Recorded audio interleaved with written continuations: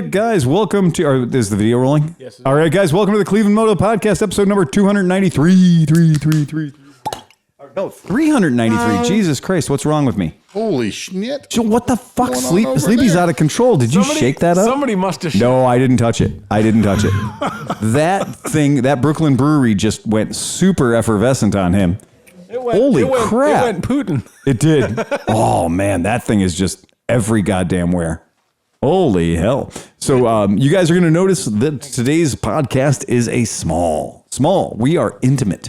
Well, we went shooting, so we lost a few. We did lose a few. Right. When Cleveland Moto goes shooting, we might come back a little light. So to my immediate... Sleepy. Fuck. Jesus I'll get Christ. that later. To my immediate left. Steve Sleepy. Steve Savage. Yeah, right. Cinch. Yeah. Are you okay? I'm all right now. Do you want to go wash up? No, I'm fine. Are you sure? That beer got me. And not only you, it got everything.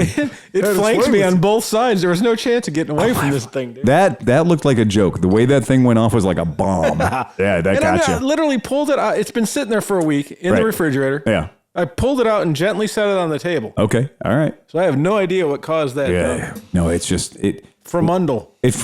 it's extra fermented. Yeah. You don't do anything gently. And so okay, so that's to my left is Dan KROMKE. and to his left. Johnny McElfresh. There you go. Excellent. That's our. So it's a nice tight quad. Well, The happy sewer I was guy. going to try to slam something in there. We got to make you the happy sewer guy. Because you're always in a good mood. He's always in a good mood. It's absolutely true. The big thing, or the thing to think that we should talk about, Sure. is on Sunday. Yes. We decided to do our annual Shoot Nanny, our annual Trap and Skeet Festival, and this year, I was this close. I was a blonde one, as they say, from calling off the event when I saw the price of a box of shells. Not cheap. Right. And historically speaking, my life, the average price of a box of number 6 or number 7 bird shot, low brass, just for blowing clay birds out of the sky, has always been about $5. Oh, yeah. And you could buy $5 a box, unless you were willing to buy large quantities from places like Sportsman's Guide or Cheaper Than Dirt or something. $5 a box was considered to be the industry standard. I can assure you, my friends, those days are gone. Were they 20 or 25 round boxes? They were 25 round boxes. That's right. That's what I was saying was it wasn't like you could buy the 100 round box. Yep. Was about $36 to $40. Yeah. So that's coming out. I mean, at $40, that's $10 a box. $10 a box. Yeah. And I didn't see any 100 round boxes for anything under $40. And so that's kind of where I was seeing it. That's where I was seeing the dollars coming in. And then just the standalone boxes of just, cheap Winchesters were $10 or $10.96 a box or whatever. Is that 40 cents a round? It's about that. Yeah. Like you could just call it 40 cents a round. And so that's every time you go pull, it's 40 cents. Now, I heard some of our folks here were spending at least $1.25 to service a bird. No. Yeah. Oh, yeah. No, I see what you're saying. I think yeah. Uncle Augie was spending some. We were all spending a few bucks. And some of these birds got triple serviced. Oh, yeah. Some of these birds got quadruple serviced. Yeah. Some of these birds got deca serviced. Some of these birds might get serviced again. Well, that's Fuck, what, man. Every year, last few years that I've come with you guys, Right. We always come back with more birds than we left with. That's a factual statement. Yeah. Right. That is an absolutely factual That was statement. helped. So we all have, I believe, John, what yours is like a 1943 self-launch. I mean, it's an older self-launcher. Like, Oh, that one was, yeah. So one was I got at the Conneaut house, was there at the house. I don't know how old that is, but it's yeah, old. it's a cock it and let it go. But And it went pretty works. well, It works yeah. great. But I'm saying, so like we have like older gear. Some of the guns were older. The and clays stuff. were from 1979. Yeah. So, Ain't that the truth? So we're out there doing that. And then we had the people show up with the Robo Bird thrower, with the AR-15 shotgun, multi-round, exuberant firing machinery. Yeah. And so then when everybody was gone, we were looking. That's where we found about 8,000 birds because I don't think they hit anything. Their auto flinger was just like. Yeah. And when this is So just an introduction to the people who do not listen or do not know guns, right? So for people who are listening to this that are not gun friendly, the reason, trap and skeet is this thing. It's a sport that's been around for over 900 years, and that's great. But what I think the real funny thing is, the place where we're going from Oscar's house to the trap range, and then let's just call it what it is. It's a trap field. Yeah. Okay. It's just what it is. And it's just a big open field, and the Ohio Department of Natural Resources keeps it nice and tidy and clean and all that good shit. And they do a damn fine job. So going out there, you bring your own trap. Now, trap is a device that throws clay pigeons, and clay pigeons are very simply little clay discs that are made of clay and red paint, orange paint, or white paint on them so you can see them far away. And the basic idea is that you have a device and you cock the device, you reach down, and this is back-breaking labor. You cock the fucking thing, you put a bird, maybe two if you're lucky, on the thing, and then somebody yells pull, and the guy who's running the trap pulls the string or pulls the rope or steps on the thing, and the bird flies out at 60, 70 miles an hour, and everybody has fun shooting it. Now, what did we had 12 people, I think. So I think our roster was about 12 of us. Mm-hmm. And thanks to some of us, we had about 24 shotguns.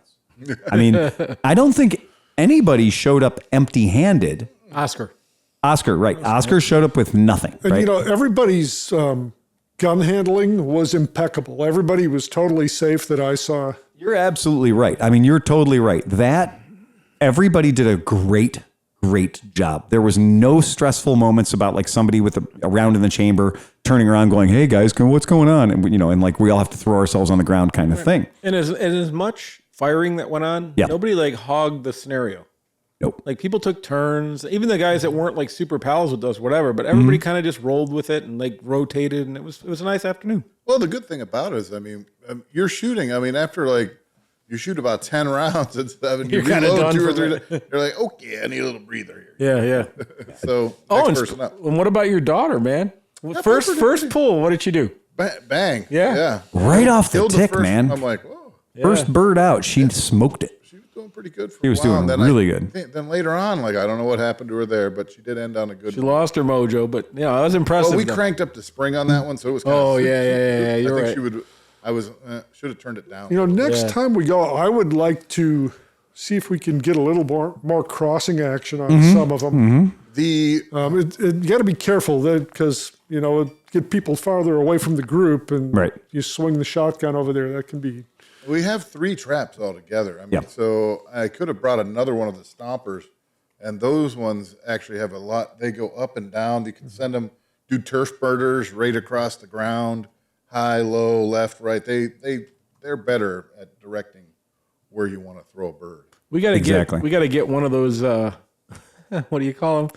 The frisbee golfers to come out. I bet those dudes could really like put them in the right spots. Like, whoosh, whoosh. Well, I don't think what we did enough was the hand thrower is really kind of a good. Yeah. You could do some fun stuff just with that hand thrower. Last time I enjoyed that a lot, but this time I enjoyed shooting more, so I didn't do as much of that. So, do you know why we didn't do a whole lot of hand throwing? The hand thrower didn't work. Merritt decided she was going to have some fun with the hand thrower. Right. And so she loaded it up and she started pitching birds. And I think her third bird in, she spattered Dan. It wasn't that close, but it was close. I thought it went through your head. I mean, it looked like it was. I thought that, maybe I didn't see that. Not for nothing. I thought it hit you. And she apologized at the end of the day, and I'm just like, what? But it didn't hit you. What happened? You're saying it didn't hit you? No. Oh no, it looked like it. It looked like it deflected like off your head, but it was the closest thing. It was the closest chance in our group anybody had of getting hurt in shooting thousands of rounds of ammunition. That was the closest that it looked like anybody was going to get hurt. Yeah, that was good. It was a good time. Yep. So, do you guys see what's up on the screen right now? Not too expensive. Yeah. Yeah. Right. I mean, so the idea was part of shooting, clay birds is that there's the group of people that are enjoying the shooting of the birds. And then there's people that kind of in a weird, sick way enjoy the operating of the trap. Yeah. And It is kind of fun to take a break and throw some birds. Like, it's good. it is. Yeah. Well, that step to launch one is kind of fun to launch with. Yeah. You can do that yourself. You know, You really can. You can pick up a bird, Yeah. slap it on it. It cocks with no pressure. Right. So then it has a pan, a pedal that you have to step on that simultaneously cocks the spring, and then then it trips it at the bottom of your stroke. It's a genius device. You know, I found That's that called if for anybody interested, I think it's called a Trias one step. and I was able to like get it to, if I hit it just right, it would fling the bird and come back and recock itself, and I wouldn't even have to bend down. yeah, that's good. The Trias One Step is a genius invention. When they had them at Dick's, and ended up buying 4 of them altogether. Like 2, my dad's like, I got him one, and then he wanted really? another one, and then we ended up buying them for the gun club, for Augie, for me. That's why. So we have those. Yeah, and those items are brand new, $159, right? So I was getting them back when I got those. They were $90. exactly right. Kind of a lot of money to spend, but well worth it. After you use one once, you're like, oh yeah, that was. This is the way to go, and it really After is. you go to a pay range once, it really looks like a good deal. Yeah, And I got video a lot of this. I finally going to have some time tomorrow. I'm going to edit I'm going to actually have a Moto stories going up of us shooting and doing stuff. Also, for anybody that thinks that, hey, I want to go trap shooting, I have to drive my car. Mm-hmm. You don't have to. no, you don't. You can bring camera gear, a gun, shots, lunch, a few beers, a table, chairs, I love that you brought a table. tools, That is so cool. and everything else if you have an adventure bike. Yeah, you showed up. You were not just loaded for bear. No, it worked. But loaded for a day shooting. Yeah. It was amazing. And so we're going to talk a little bit about, because this motorcycle podcast Sure. is turned into a sportsman's podcast. We are now sponsored by Cabela's. Yeah. As far as we're not sponsored by Cabela's. No. But it is a funny thing for that idea of that person who wants to think, oh, I think I might like to go try to do that. Yeah. I brought a Remington 870 Wingmaster, which is a pump-operated shotgun, Sure. and it's a tactical shotgun. It holds a whole bunch of shells and 8 shots, and it has a relatively short barrel. And with that, when you pull the trigger, all the BBs come out of the gun in a very fine mist, and they come out in a very, very hot spray. They spread out real fast. So in that one, if you get on the bird very quickly, you are rewarded by, boom, smoke the bird. Yep. But you got to get on real quick. And then my gun that I actually shoot trap with is a Remington 1187, and that's a semi-automatic gas-operated shotgun. And so you can load 3 rounds into that, or more if you take the plug out. But you can load 3 rounds into that, and the idea behind that is you don't have to pump it to cycle it. It's gas-operated. So when you pull the trigger, it bang, and then bang, bang. You can fire 3 shots in less than a third of a second, no problem. But I have a barrel on it with a very tight choke. And so I have several chokes for it, but I decided it'd be fun to use the very tight choke, the full choke, because my favorite part of this group and shooting trap with this particular group of people is that when the bird launches and that hand operated trap, we got that thing tuned up. Yeah. So it was throwing them long and flat. And I mean, they were going out there. They were going well over 50 yards away. And they would fly on the wind. We had a little bit of a tailwind behind us. Yeah, sure did. And they were just these picture perfect trap launches.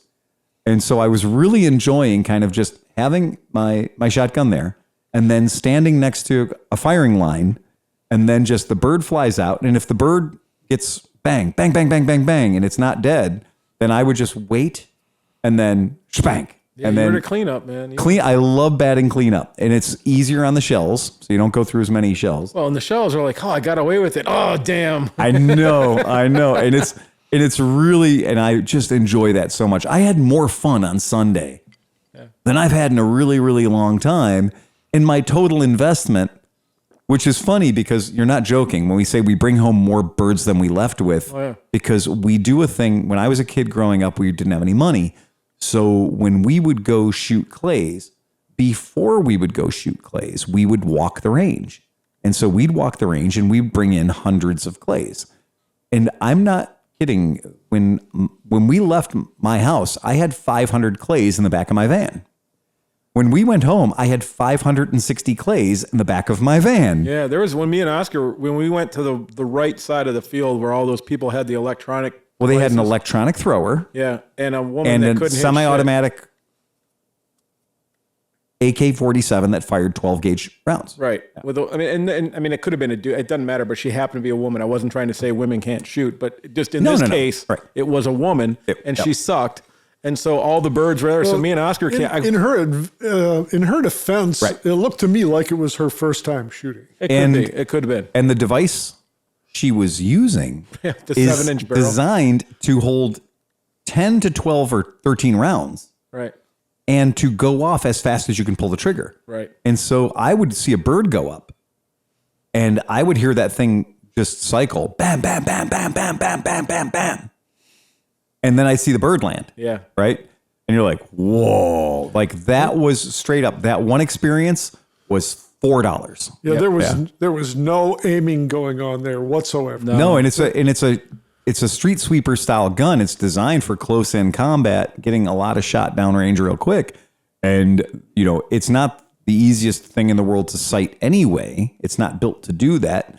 It's built for keeping people's heads down. And it's not built for, you know, engaging a 4-inch disc at 50 meters. Right. And you know what's funny? The birds are pretty fragile. Yes, they are. So like I had a stack that was like 1.5 feet over my head and starting down at my groin region. When you were hunting, when we and were bringing Oscar them came in back. at the end of the thing. So then John's daughter came over to help us, and she's so trying bad. to carry him. Yeah. and just like, but it was funny because it like I've never seen that happen in real life. It was like one of those things in a restaurant, a movie. It was like the South Tower coming down. Yeah, it was pretty good. It was pretty good. You know, I think we were. I shouldn't say we because I wasn't, but it looked to me like some people were picking up too many nicked ones. Yeah. Oh, yeah, You know, like those are never going to launch again. I'm pretty picky about the birds I pick Yeah, up. no, You know, they were a lot of them were brand fucking new, Yeah. like just perfect. Oh, they were. A lot of that stuff looked like it was fresh. What's really funny is, so I have been shooting trap and skeet since I was a little kid. I grew up shooting trap and skeet from the days of the lowly 410 into the 20 gauges and then into 12 gauge and automatics and stuff like that. And I was a AA registered skeet shooter. I've been on teams and I loved it. And even when we were poor, I made my own shotgun shells, you know, and that's how we did it. That's how we could do that hobby, not being wealthy people. So for me, going out there is a really, really big thing. And I've resisted the urge to have 17 shotguns. I have 2 shotguns, 1 shotgun for tactical purposes, you know, a going to war shotgun. And then I have a shotgun that I use for trap and skeet. My Remington 1187 is not a very expensive shotgun by any standards. It's a working class shotgun. And I have 2 barrels for it, so I can use it for trap and for skeet, and I love it dearly, and I wouldn't trade it for the world. That's what I'm going to look into is getting a shorter barrel for my thing, so I can have it for home protection. And now we're going to talk about, because again, it wouldn't be a motorcycle podcast if we didn't fucking nerd out on gear. Yeah, right. So your shotgun. Yeah. Let's talk a little bit about your shotgun, if you don't mind. No, well, I mean, I've had a bunch of different guns, but I've never owned a shotgun. Okay. And so I got sick of using you guys. I didn't want to rely on other people this time. Okay. So I was like, you know what? I have this $100 gift card. Plus, you got the homestead out there. Well, yeah. Yeah, I got exactly. which you could probably use, you know, and whatever. Right. So for my birthday this year, I don't know, I forgot who got it for me. Somebody got me a $100 gift certificate to Rural King. Okay. All right. And I'm sure they thought I was going to use it for home improvement and all the things that you're supposed to do with a house. But I joined the mailing list for Rural RKG. RK Guns. RK Guns. Yeah. Yeah. And so you get all these things. So they sent me a thing was, you know, they had a Savage. It's a Savage. Savage. Savage. So the thing about Savage, you know, Savage has been around forever, and Savage and another company that's been around forever is called Stevens. Right. And like you know, Stevens has built guns forever. I had a kid's Stevens 22, right, a little break open and stuff. But what I think is really funny is that that Savage and Stevens have teamed up now. Yeah. And they are going to corner the low end market. Well, yeah. Right. And they really are. And it's very funny. So you had bought that gun. Mm-hmm. Did you buy it the day before? 2 days before. 2 days before, right? So Yeah, well, 2 days it before. was the only time I was I was working from home and I took a long lunch. Which, I mean, it was fine. I had the hours, so it was no big deal. But, I went there and I looked and like they had, I was looking at a Mossberg and it was about $100 more. And I really didn't want to spend that much because I just don't shoot that much. And there was a couple other ones. And then this girl who the only way I can describe is she knows what the fuck she's talking about. Okay. Yeah. The woman at Oberlin? Yeah. Oh, yeah. Yeah. She knows what's up. I love talking to her. Yeah. So she was like, listen, dude, if you only go 4 or 5 times a year, you want to throw some shot in your backyard or something like that, this is the ticket. And it's on sale and it's good. And she goes, I guarantee you will not be disappointed. If you're, skeet shooting, it's fairly accurate, all this stuff. So I said, fine, that's all I need. And so with the $100 gift certificate and then the ammo and everything, I think I was all in for $255 or something like that, $260. Nice. And the case was $9. So, a case that you're able to put on your motorcycle and ride. Well, that's the best thing too, is you think about it, it's a lock-in case. Yeah. So you can make anybody happy. Who cares? Yeah. Well, I did have a bolt. I had a lock through the bolt too. So I mean, there was no firing it on the, jumping off the bike and firing it. Yeah. But but I shot 125 rounds the whole day and never had an issue. No, it ran all day and it ran beautifully on various different ammunition, and it just never. And it was a goddamn good shooting shotgun. Yeah, I'm not mad at it at all. I got home, I cleaned it, I oiled it, did all the things. John told me to put a little oil in the sexy part, so I did that. And it was good. It's neither region. It's the nether regions. Yeah. And that's really, that's the thing about it, is you do not need to spend a lot of money because that's a $200 shotgun. Yeah, and it did what it's supposed to do. Yep. And I think, I want to look it up and see, but that's what I wanted to, because John mentioned that. I was like, no shit. Because first of all, I had no idea how easy it was to put a fucking barrel on a shotgun. It's about 2 seconds, yeah. Yeah, it's ridiculous. Yeah, because they're designed to do that. Yeah, that's what I figured out. I could have got a smaller case. I didn't, Oh, that's right, because they handed me the gun, right? And I'm like, okay, so I'm sizing it up and I buy the case. Then they bring the box out and it's only this big, and I'm like, God damn it.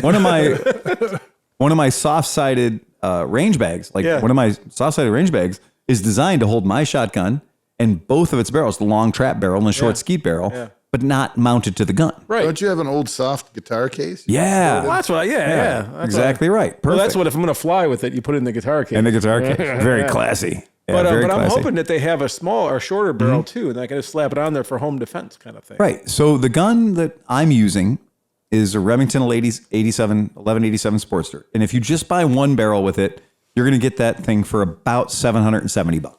Okay? That's a nice gun. So $770. It's not that expensive. Like right? there was not one part of my gun that was grown.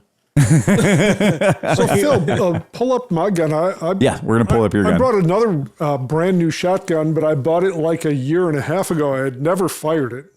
And this is your Mossberg 930, right? With the special Ducks Unlimited package, right? And so Dan brought out this thing, and I gotta say, well, you couldn't see it. Yeah, first of all, the gun is invisible. So to clarify, right? To clarify, it is the duck hunting gun. It is the duck gun of any duck gun I have ever fucking owned. Or ever just a picture of leaves. Just a picture of leaves. This is what happens when Dan drops his gun. We all have to spend a year trying to find it. Right. This thing is amazing. And I don't particularly like the gas I don't like the action. I don't like the way the action works on a Mossberg. I grew up with Remington, so I'm used to the Remington gas operation. So like the mechanics of holding the breech open and releasing to release the bolt, it's just a little different for me to use the Mossberg.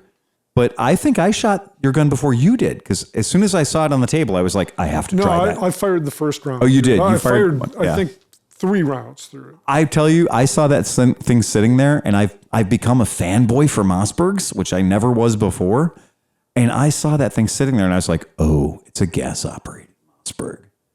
This is either going to be the greatest gun ever or the worst gun ever. And I couldn't miss. I love your gun. I love that thing. Yeah, I was almost the same way. And you had a modified choke in it, or an improved choke in it? Improved cylinder. Yeah, improved cylinder bore. And that choke is that's a little thing that you insert at the end of the barrel that decides how tight or loose your pattern is, where the shot hangs together for a long time or the shot sprays out really wide. So if you're hitting things close in, you want the widest pattern of shot possible. But if you want to reach out and touch someone, you have a more of a choke, closer to a fuller choke. And an open choke would just be letting the shot spray out as much as it can right now, and then getting all the way to a full choke, which is keeping that shot pattern together as tight and as long as possible, delivering as much high velocity BBs to the target as possible. Right. And in these shotgun shells, there are hundreds of BBs, and depending on what size the shot is. So when somebody says buckshot, you've heard that term before. Well, buckshot is the type of shotgun shell that one would use while hunting deer, because there are 6 32 caliber BBs in there. It all depends. Right. So up to 10. Well, there's 9, and then that's buckshot. And then there's double aught buck, which is a smaller BB still. They go down to like a 25 caliber BB, like a quarter of an inch or Triple so. aught buck. And then triple aught buck, and then quadruple aught buck, and you go out, and then after number 4, then you're getting into birdshot. But the beauty number of 6, the 7, 8. shotgun is the Versatile. versatility of ammunition. I mean, you can run. There's so many crazy rounds for a shotgun. You can go crazy like They have dragon's breath rounds, which shoot fire. Yeah, and they there's have pepper balls. entire YouTube channels just based on things you can shoot out of a shotgun. Oh yeah, and they have like bolo where it's 2 large size balls with a piece of cable in between them. So when they go down range, they decapitate. I always like the elephant slugs, the big. What does it say the MSRP is on mine? Because let's find out. I think it's under 500. Oh, if that gun is under $500, I can't remember it is the best deal in the world. I mean, it's really, really good. And I'm just kind of scanning through the article real quick so I can kind of see what that price point is. But I was fucking so impressed with both. It fit me like it was built for me. I don't think I could custom build a shotgun that felt as nice, and it just generally just fit my body real good. It actually comes with like 5 shims. You can shim the stock and make it longer. Yeah. So the original MSRP was said to be $844, which they say is the MSRP, but it is saying that you can buy the gun anywhere for under $700. So I don't know what. Maybe it was. Yeah, I don't know what you paid for it. I don't care what you paid for it. That motherfucker is brilliant. I paid about. I found it for $40 less than the cheapest price anyone was selling it for, and that was buying it through a Ducks Unlimited auction. Very good. Yeah, it's a super great shotgun. I totally dig the living hell out of it. Yeah, go ahead. So I got in my box. There's a thing that's about not even an eighth, maybe a 16th of an inch thick, piece of metal that looks like that. That might be a choke tool. Yeah, it's probably a choke tool. Is that what it is? Yeah. Okay. It goes in the end of the barrel, and there's 2 little notches in the choke, and you can use it to take the choke out. Oh, okay. That makes sense, because I couldn't figure out what the hell else it Some was. chokes actually protrude from the end of the barrel, and then you can use it. You don't have to have anything that reaches inside. Yeah. Okay. Exactly right. The when if you're buying a shotgun and you're using it's a field gun or a gun for trap and skeet, it's going to have various chokes that you can put in it, and that's going to give you a lot of different options as far as what you're going to hunt with it or how you're going to hunt with it. That would be, I don't know, Sleepy, does that look familiar to you? I mean, it's something like that's kind of the idea what it is. But anywho, okay, so what else did you, Dan, was that the only shotgun that you brought? That Mossberg I also 930? brought my old Mossberg 500. 500. pump. I actually bought the new one because I thought the old one had a problem with the firing pin. Yep. Bought the new one, decided to clean up the old one to sell it, and I found out that I had reassembled it wrong. I didn't tighten it down properly, so the barrel wasn't close enough to the bolt. Yeah. So now I have 2 working shotguns.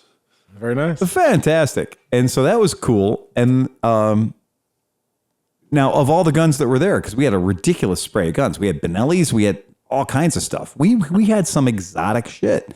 Which shotgun did you like the best?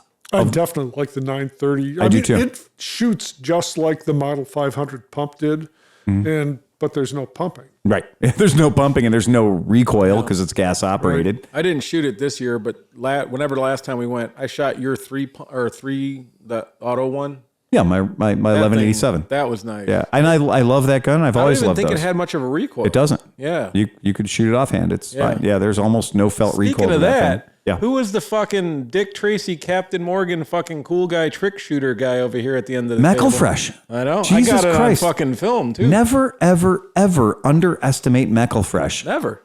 for anything. Yeah, whatever, Yeah. I motherfucker. missed 3. Yeah, you were. Jesus, You were Christ. one-handing. This motherfucker one-handed. What? 6 in a row? Maybe 6, maybe 7. It was obscene. It was impressive. Yeah, I mean, And we're using the Mossberg 500 for that. no. Or using gas operated. What I brought was my Mossberg 500 Persuader. Yep. That's 7 in the tube, 1 in the chamber with a 20-inch barrel. Right. That's great. You just got to you shoot instantly. As soon as the bird goes, just pull the trigger. You almost can't. Yes. miss. The second you can see the bird, you are already pulling the Point trigger. the gun towards the bird and it's going to hit it. As Yes, long as you pull absolutely. it quick. Yep. That's the strategy Yeah, with that. because the pattern is as big as a fucking barn door. And then I had bought Piper that Mossberg 500 Super Bantam. Yep. So that's a 20 gauge. And 20 gauge. Yep. So it's a little smaller for her. Yep. And still managed to leave a real nice bruise on her arm. And there have been a lot of people that shit all over Mossbergs because of their inexpensive. They're very inexpensive. But keep in mind, our military used the Mossberg, a version of the Mossberg 500 called the 590A1. Our military used that for ages. Like that was the gun for our military. Right. And I it's have another 500 at home, and I mean, I've shot hundreds of rounds through Yep. all these guns and Yeah. never had any problem. no problem. I did forget to mention though. I didn't even I have a Beretta, my auto-loading Beretta Exactly. in the bag, and Yep. never even took it out. Never took it out.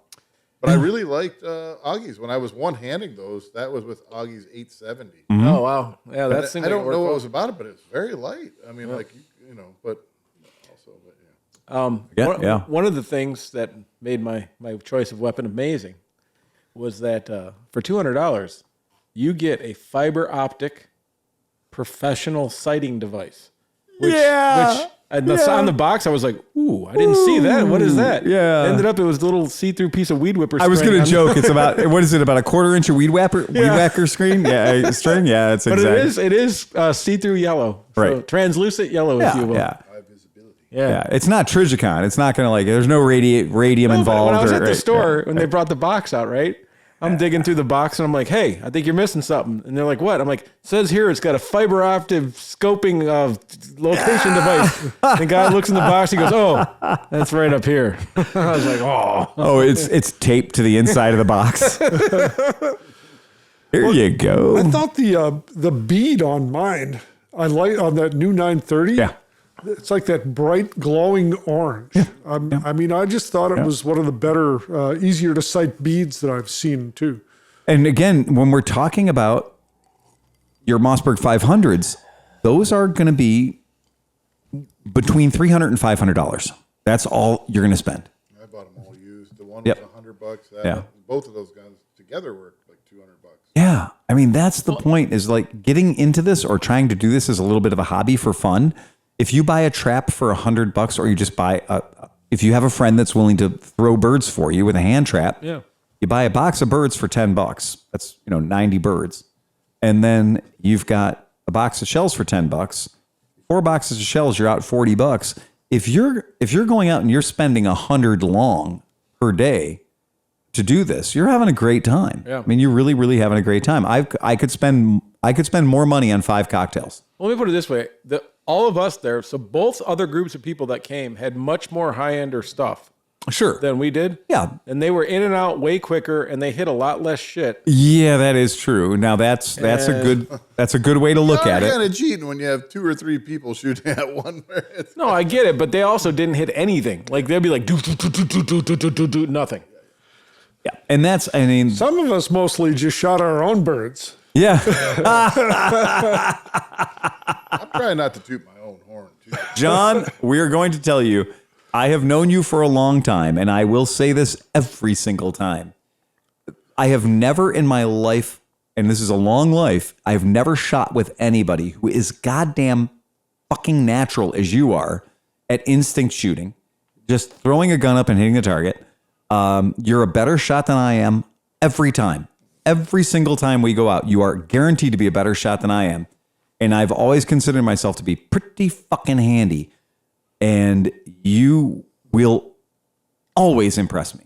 Like, it fucking blows me away. And I'll be like, And he I'll has pull no off some cool concentration. shit. He's like talking. Yeah. He's like, yeah, blah, blah. And I was working on the everything's dead. And then everything's dead. I will say this, that you guys are missing, are maybe handicapping yourselves. Yeah. You think you are helping yourself, but you might be handicapping yourself. And this is my thing that I like to go at the gun down. I never shoulder. I don't hold it up to my shoulder. I noticed I don't that. even hold it up high. I hold it down at my hip as if I was hunting. Yep. And what I think is important, just with a pistol, with the shotgun, is a good punch out. Right.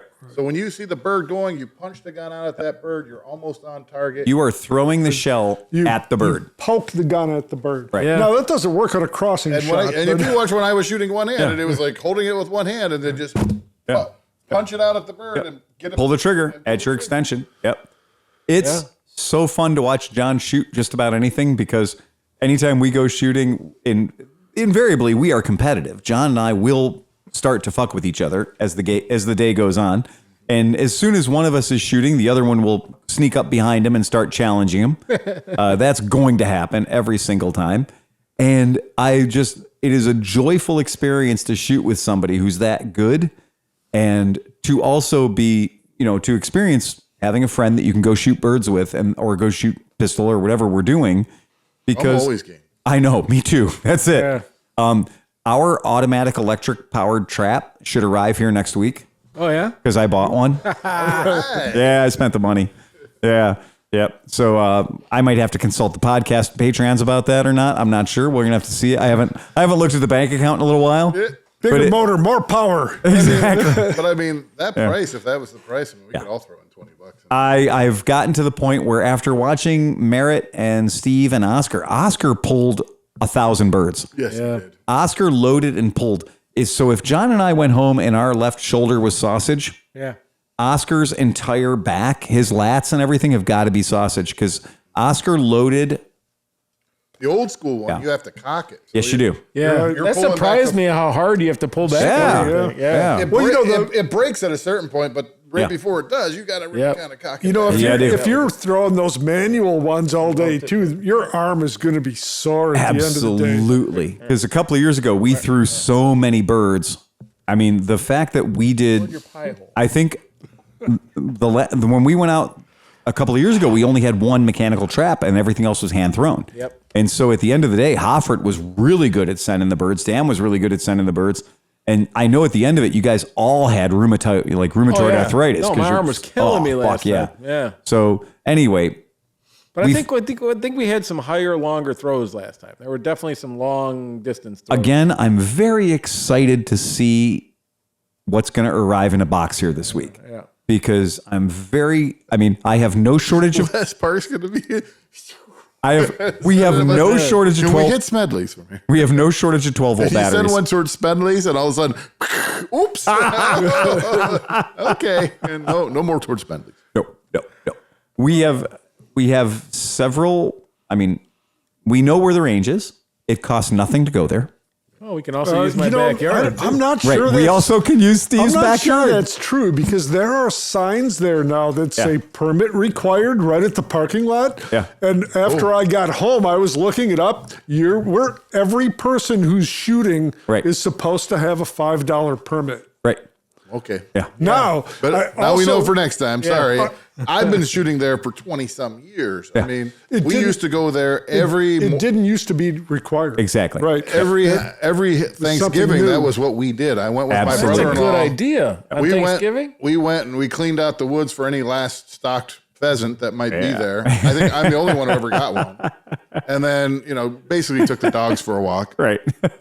And then, we didn't ever get to fire anything in anger. So then we go over to the skeet range, and that's where we'd actually get to shoot our guns. Right.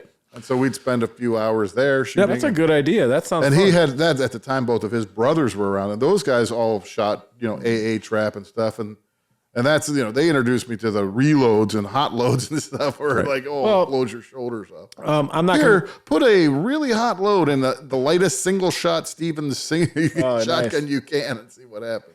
Terrible idea. As of today, I was looking into that permit requirement though, and because I was like, okay, what's the penalty if you don't have it? If you fuck up. I looked and looked and looked on the Ohio Revised Code site.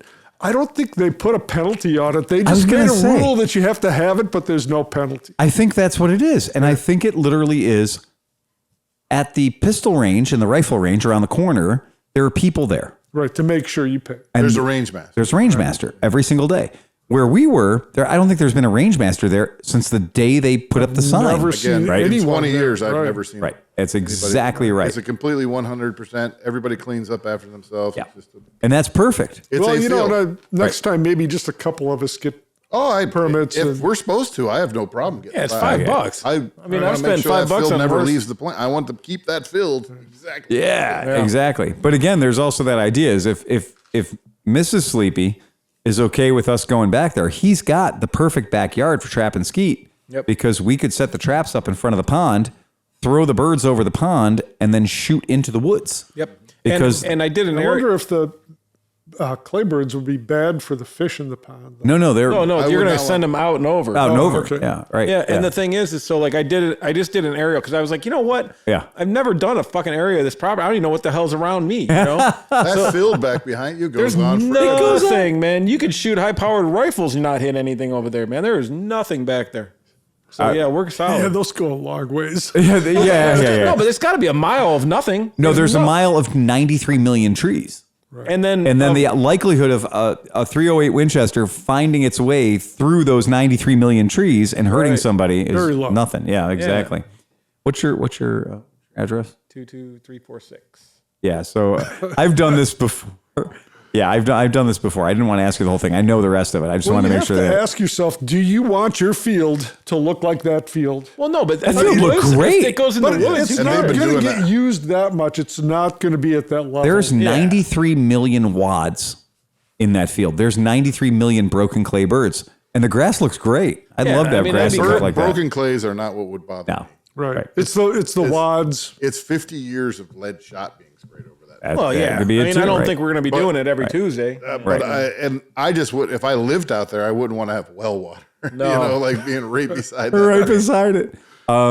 Here's They make the carbon layout. filters for that. Yeah. Sleepy's layout. So if you look at the extreme far right hand of your screen, you'll see Sleepy's house. And then you'll see Sleepy's pond, where the little cursor is right there. And then behind Sleepy's pond Is nothing. is nothing. And even if I zoom out to the point where I look over here and I'm like, okay, let's zoom all the way out. Let's go to, I don't know. 3 miles. That's a couple of 3 miles right there. I think you're safe. Yeah. Plus, there's also a hojillion of trees and a field, a producing cornfield Right. in between you and the next house. And the forest, whatever you want to call it, the trees in between there. Right. That's also a poison ivy farm. Is it? There's nobody in there. So like it's You know what? We forgot, though, the star of the skeet shooting day Yeah. was actually Oscar. Yeah. with the one BB kill. The one BB kill. This is absolutely true. He hit with the 10 pump BB gun. Yeah. He managed to take a bird down. Yeah. He did? Yeah. Which I is saw it. insane. I shot it, but Yeah. he hit it first. Right. I saw him hit Yeah. it, Yeah. knocked a piece out of it. Yeah. Yeah. It's the craziest thing in the world that anybody could hit a clay bird with a BB out of a BB gun. Again, that's hilarious and shocking. Or it could have just been a cracked bird. Well, there's a. No, I'm sorry. He watched I it. saw it too. It looked like We had a left. witness. Absolutely did. But yeah, that is the idea. So if we did want to, if it was possible to do that, there is no reason in the world why not a single bird would land in that pond. Ultimately, one or two are. I mean, just because you get squibs. And Well, stuff, but okay, how about this? But it's not going to hurt anything. We How know about that there's Wait, already how pine do you trees and stuff trigger? in that pond. How do you trigger the electric one you got? With a button. But does that have to be attached to it, or is it like Wi-Fi or something? Well, I mean, it's, hey man, they sell 400-foot long extension cords. Well, I'm just Right. saying. So at that Yeah. point, you could The probably. ones at the pay ranges have a wire. They do. It's like Well, they're I'm just foot saying, like if you're really operated. worried about it, you can put it on the other side. We could stand on this side. Yeah. You hit the bird, and boom, and then you shoot Yeah. it. I don't think there's, No, I mean, I would throw pigeons in your pond. That wouldn't be a problem. that wouldn't be the problem. I wouldn't want to fill Exactly. full lead shot. Right. Oh yeah, Exactly. me neither. Yeah, I Right. wouldn't want to do that either. Yeah, that's the whole thing. The whole thing is the birds. We don't care about the birds. The birds is fine. As long as most of the lead lands in the woods, we're okay. Yeah. Yeah. I mean, those birds, I'm sure within a few months and mowing and stuff, And I also, I would look for and them. I also, Yeah, yeah. and you know what? And to be, you know, I'm the guy that takes my plastic apart and Right, recycles like crazy at my house. We all do well. But here's the point. We shot for 3 hours, 4 hours, 12 people. And I don't think that amongst 12 people for 3 or 4 hours, we put 5 pounds of lead into the environment. No, definitely not. Right. And so it's one thing if you're taking 5 pounds of lead and putting it into your drinking water. It's another thing if you're putting 5 pounds of lead scattered out into the world. Right. And It so might fortify the dirt. it might fortify the dirt. You have no idea how much lead's already back there. I was gonna. That's the other thing too. Is Yeah, it's a farm area. You know what I mean? Those people have been shooting shit there for many years. or more importantly, just like one lead lined. Right. You know, Well, and here's the other point that we can do too. If we do that at my pad, You better do this before Mrs. Cinch gets a horse. That's all I'm saying. that's a good point, dude. You're not. She's kidding. not bringing a goddamn. Anyway, whatever. That's an excellent point too, because shotguns, any sort of shooting event where if you wouldn't have been, the thing about shotguns, when you shoot birdshot like we're doing, the range of that thing, I mean, if you come in the front door of that shop, right, 60 feet away, 70 feet away, and I shoot you with number 7 birdshot, we're okay. We're still mostly cool. Yeah. I mean, That's delicious. we're going to have words. Get a glass. That's we're like mostly lemonade. I'm sure it is lemonade. It's only 5%, right? Oh, really? 6%? Yeah. 6%. Yeah, 6%. But the point being that the range on this shot is extremely short. Right. So like that's why people have shot for years off of boats, and that's why people have shot for years in backyards and at golf clubs and everything else, because bird shot don't go very far. Right. But here's the other thing that we can do too. Yeah. Is that so? Phil was like, my neighbor Phil was like, Yeah. next time you go, are you going to do it here? Let me know. Yeah. And then they have a They'd do it over at his house. well, no, they have a full range though. They have like he has rubber things with like 10 feet of dirt behind it, so you could bring all your other shit and Yeah. shoot that too. Right. Fair game. Yeah, So that's that would cool. be kind of fun. Yep. There you go. So that's it. So anyway, the idea though, trap and skeet is a lot of fun. Everybody should get into it because it is stupid fun. And it is that way that you can be like, look, you know, I'm into guns, but I'm not weird. Right. Piper was saying, you know, she's like, this will be really fun to do competition. What is she, 15 years old? 15 and a half, just Yeah. going on 16. Right. You know, and her grandpa used to be a marksman and used to do competitions. He's got medals and stuff like Yeah. that. He was big into the Camp Perry. Yes. Going out there. You know what? yeah, Springfield. I have a good friend. Yep. He started taking his son to Camp Perry because his, I think it was his father was really into shooting. His son got a full ride at Ohio State for the shooting Get program. out of here. Oh, we're Still, on. still exists. I mean, get her into that, man. Camp Perry. Yeah. Okay. We'll look into You know, it. the downside is you're driving out to Camp Perry probably twice a week to do the actual competitions. Okay. Yeah. They offer $1,000 one-year scholarship assistance to qualified junior marksmen in order to encourage and reward their outstanding efforts. Nothing wrong with that. This is all part of what they call the civilian marksmanship program. So that's something the CMP. It's kind of this thing like you can be into guns without being the red hat kind of guy, right? It is absolutely a thing. I grew up with it as a kid, my whole life, been around them. That is one of those strange things about, marksmanship, like in European countries where it's very cool and very fun to hang out and do that. I did shoot and snare when I was in Germany. I did all kinds of fun stuff like that. The only thing my wife doesn't like is Sunday probably would have freaked her out a little bit. She doesn't like that all spontaneous, like, hey, just rattling on. Like, she wants it to be one guy, one bird. You will shoot 5 birds in a row. And when you are done shooting your 5 birds in a row, the next person will come up. Oh, super organized. She's not like a plinking pit type of guy. She doesn't Yeah, like okay. plinking. She doesn't like just All right. like, Yeah. all right, have fun. Just go shoot at will. Like, no. You don't like that? She don't like that. Yeah, I mean, She Merritt, does like when we go to the range, we go to Stonewall and shoot pistols. right? You know, Because it's one person per lane. Shooting per lane. Right, I got that. Yeah, okay. Not Yeah. just other random like. Oh. It's going on around. She there, hates right? it. Like even during that, it's like, oh, this guy's down here shooting his, 44 Magnum and boom, boom, boom. Yeah. And that is a tough thing about indoor ranges because it's really fucking loud, especially when, Billy Boy over there's got to bring out his 454K Soul, Right. You know, and impress everybody with his small dick and his big cartridges. Brass Eagle. Whatever, yeah, Brass Eagle. I actually have a Brass Eagle. It's a paint gun. Yeah, Okay. Yeah. I believe what you're going for is the Desert Eagle. Desert Eagle. Yes, Whatever. exactly. I was a paintballer, so I was thinking of brass. Yeah. But you know, Merritt wants to shoot more, and that's the thing is, I will be purchasing. I mean, I'm going to be purchasing a shotgun for somebody with a shorter stature, and you know, she wants to do a lot more of it, but she just couldn't find a shotgun that she could shoulder and enjoy. She tried the Super Bantam. I don't She know how liked that it. worked for her. No, she liked it. She really liked it. And she just said, she's like, yeah, she goes, I think I'd like to do a lot more of that. And I think that, yeah, finding her look, when I was a kid, I got passed down a Remington 1100 automatic that had the stock cut down in the garage on the table saw. A little illegally. That was totally fine. But You I cut mean, the stock. You can't cut the. you can't cut the barrel. Okay, yeah. And I had an 1100 that was modified so that a kid, I didn't become a 6'1" person until I was 19 years old. Right. My brother's Ithaca double barrel Yeah. as the stock was cut off, kept the piece, and as he grew up, Oh, they added it back in? came back on. So you can Oh, see that's where it was cool. cut and then put Yeah. back on. Oh, that's really fucking cool. Yeah. You know what the one downfall to the whole skeet shooting thing is? Yeah. So me and Dr. Waters had a very nice conversation, right? But I have a feeling because of like the headgear we were wearing and everything. Yeah. It was like, mindfulness is awesome. I agree. Okay. Well, let's talk about that for a second. Meanwhile, one of your set of your muffs went missing. They're down in the basement. Finally. So that is the thing. Like, so equipment is a part of the game, right? Right. And so Dan is one of these, like, because Dan wears hearing aids. Right. So he's the only one of us there that could legitimately turn off the sound. Right.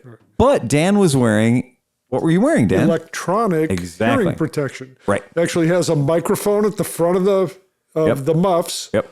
And it clamps down when there's a loud noise. It stops it from getting through to you, and you can carry on a conversation just like this. Yeah. Yep. And that's What was Captain Tinnitus wearing?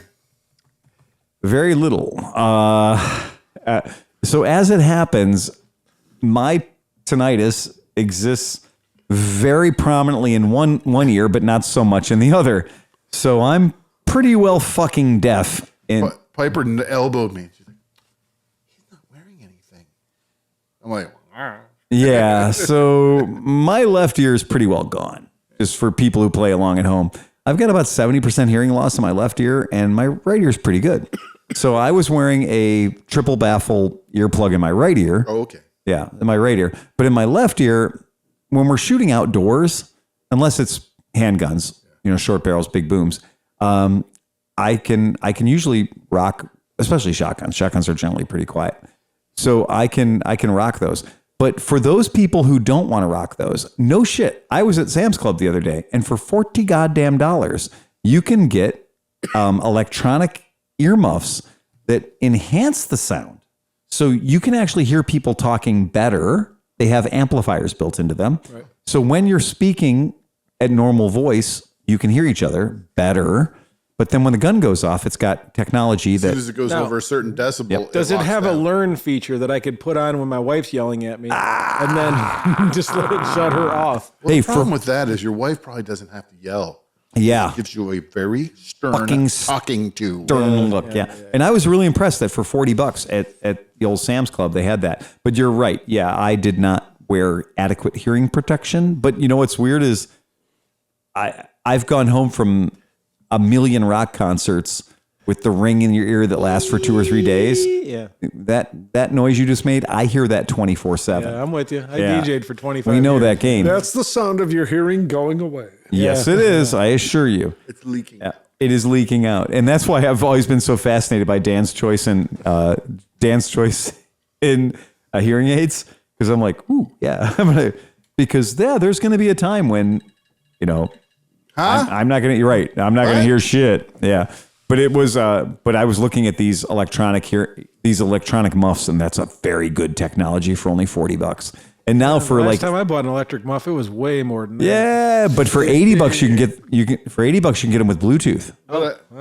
Even better. Yeah, and then they Mine play. doesn't have that. You can play music through them and whatnot. Yeah, but your That would be cool. Your 'cause ear things at do. work, I Yeah, do. so you could be cranking Hearing tunes aids in. do, Yeah. You wouldn't believe it, but I am Captain Earmuff. Like if I have to run a weed whacker all day long, Yep. I'm like, I want muffs. It's, Yeah. you know, I just put headphones and play music, but same thing. I can't stand being on a grass cutter or whatever for hours.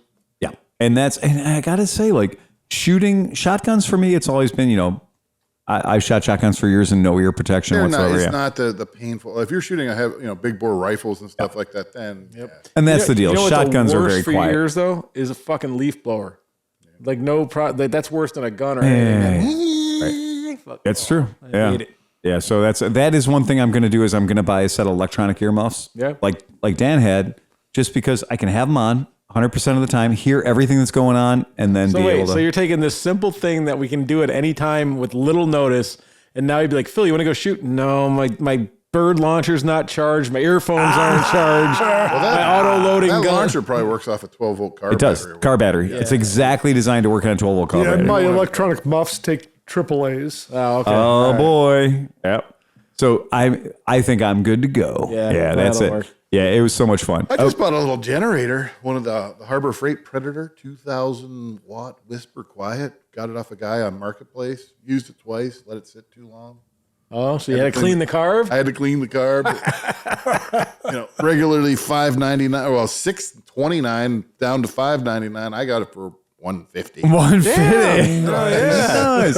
Oh, now here's the question because Now you have like 17 generators. I'm Because- just stacking them up. anybody who knows us from Mid Ohio knows that one year I got a very special deal Inside Track Club. on a very big generator that had wheels. Yeah. And I brought a generator out to Mid Ohio and I started this thing.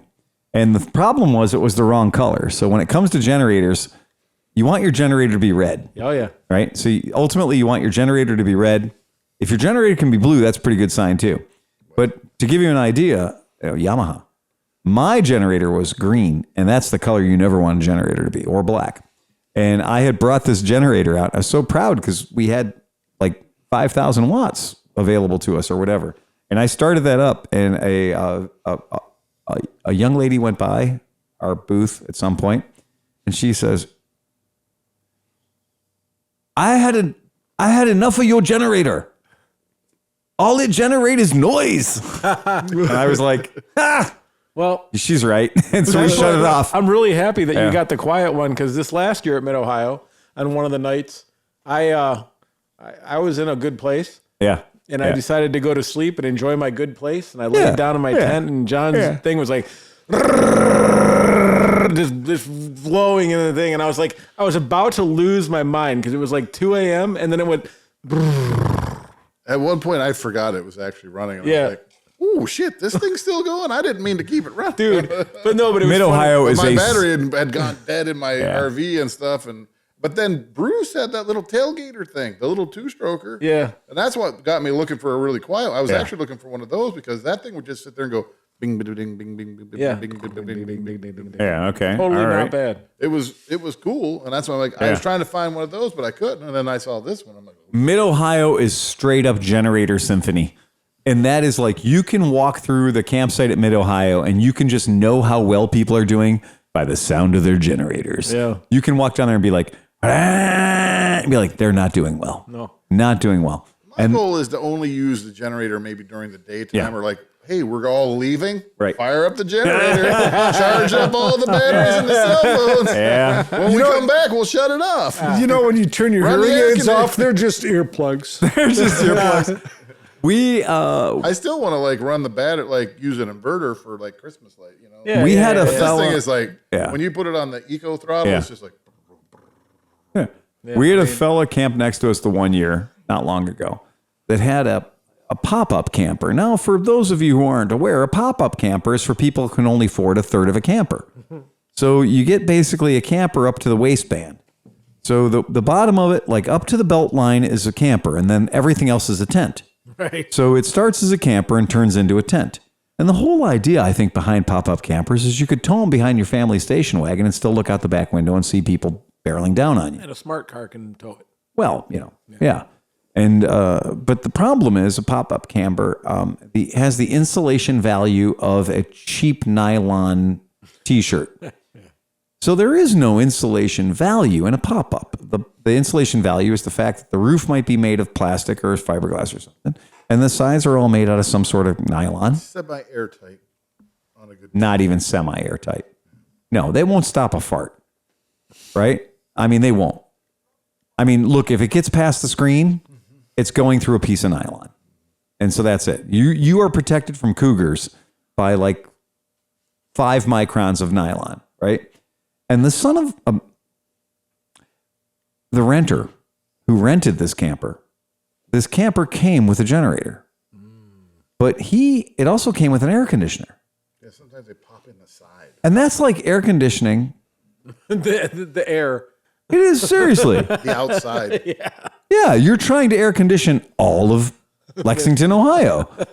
And the fact that there's an air conditioner built into a pop-up tent is like a screen door in a fucking submarine. It just doesn't make no goddamn sense. No. And this dude ran his fucking generator 24/7. Yeah. And in fact, we didn't know how bad it was until it shut off. Yeah, because you almost get acclimated to it a little bit. Yeah. And that's why at the end of day 2, you're like yelling at your friends like, no, fuck you. Just fuck you. I'm sick of your shit. Because right next door to you for 29 hours has been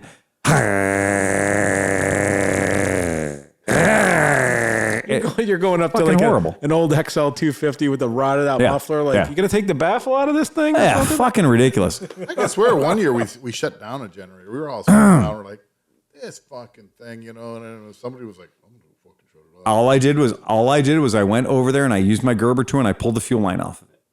Because I knew that if I shut it off, he'd restart it.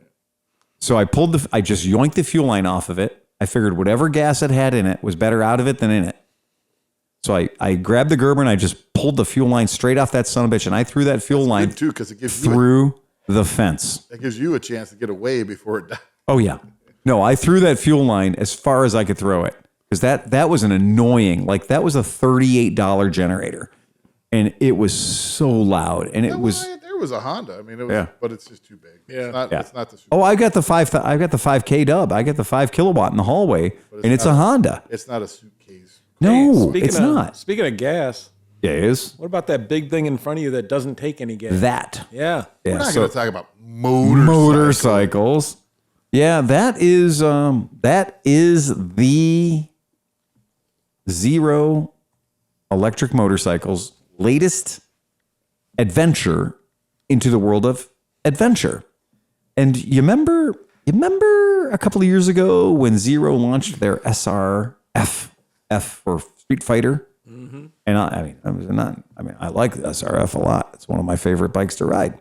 It's got, 144 pounds-feet of torques. It's got enough battery that I can commute back and forth to work on. And I have not, hand to God, I have not said, I'm going to go jump on a motorcycle and ride to Cincinnati today. Mm-hmm. I have not done that in a very, very long time. There are people who do, and I respect you. But I have not ridden more than an hour on a motorcycle in about 4 fucking years. That wasn't... What's that? That's terrible. You know what I do? I park my truck next... Well, when we go on those Saturday rides and we're out there having a good time. I know. He's working. I get it. Yeah. Anytime anybody's like, I'm going to go on a motorcycle ride, we're going to go out, we're going to be gone for 5 hours. I'm like, great. I can do that Sunday or Monday. Right. And Sunday I spend the time making up for the time I'm not with my wife. Right. And then Monday is the time for me to pay the bills and go do all the things that the shop has to do, right? Well, he can go from 12 to 3 maybe. Pretty much, maybe. Yeah, right. Yeah, it depends on what time we serve the Monte Cristo at the house, right? So here's the game. I do ride the shit out of electric motorcycles. I like them because they are violently powerful. I like electric motorcycles because they are the way to turn the electricity that's already coming into my house into obscene amounts of torque. Mm-hmm. And I have owned a number of V-twin powered motorcycles and sport bikes. I have owned VTR 1000 Superhawks. I have owned Ducatis of every flavor. I love torque. I love me some torque. And there is no better way in the world to get into a dangerous relationship with torque than an electric motorcycle. Because sweet baby Jesus, they go like hell. And I have been fascinated by them since they first came out. We've been a dealer for them for a long time now, quite a while. And when it comes to electric motorcycles, I tend to end up on the zero side of the house. I know that other people feel strongly about their live wires, and I know people feel strongly about their Energicas or the Energicas. That's cool. I dig it. That's fine. Damien's. That doesn't even exist. I'm just saying. Again, right?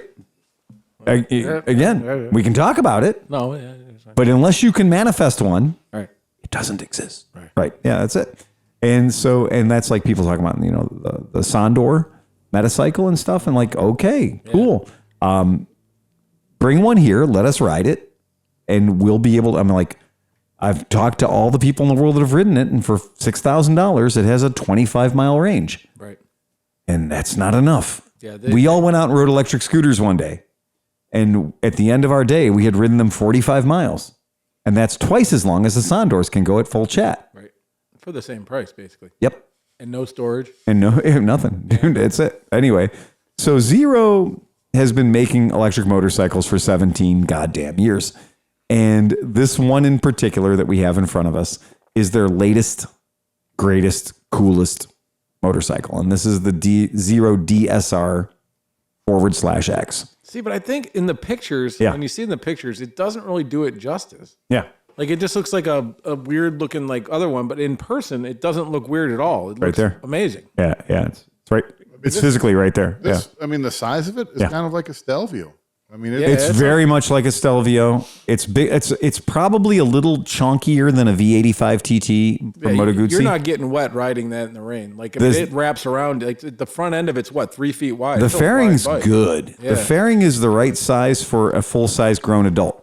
That is very good. Well, see, in the pictures, since obviously it's 2D, you don't get how the curvy and wide the bike is. Yes. It doesn't look like it's going to look in real life. It's very good. One of the things that is important with Zero is, a lot of companies are putting a lot of time and effort into different aspects of it. The power, you can ride these motorcycles. If you're looking at a Zero SRF or a Zero SRS or a Zero DSRX, talking about your ability to go from 0 to 60 in under 3 seconds is guaranteed. That's going to happen. And if you have never gone from 0 to 60 in under 3 seconds before, you should try it because it's really fucking fast. Like people are like, well, Bugatti Veyron, fast. Mm-hmm. Same fastness. Right. Tesla in plaid mode, same fastness.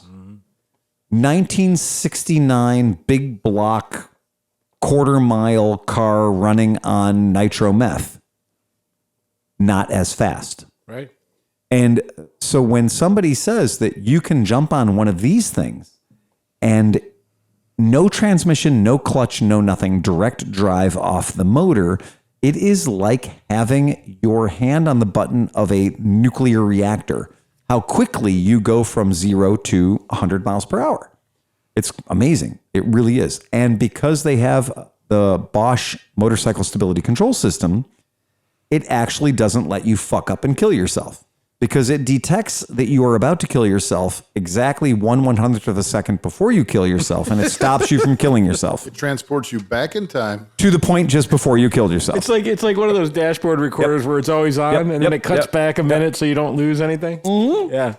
And that's exactly true because I have ridden this in snow. I have ridden this in wet leaves. I've ridden this in, not this particular bike, but I've ridden everything they've ever built once it has the Bosch MSC controller.